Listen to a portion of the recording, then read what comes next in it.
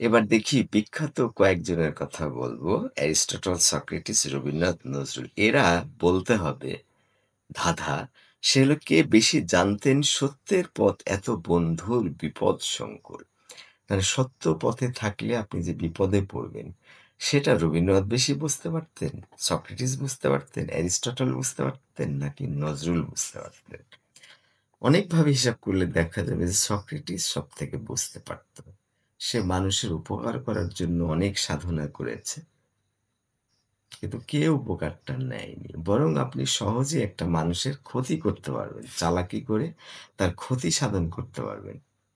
কিন্তু তার উপকার করতে পারবেন না। কারণ উপকার করতে গেলে সে ভাববে কোনো একটা মতলব আছে।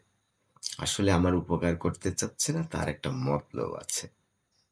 তাহলে অ্যারিস্টটল, সক্রেটিস, তারপরে নজরুল, রবীন্দ্রনাথ এরা মানুষের সবসময় উপকার করতে চেয়েছে। কিন্তু দেখেছে পারেনি।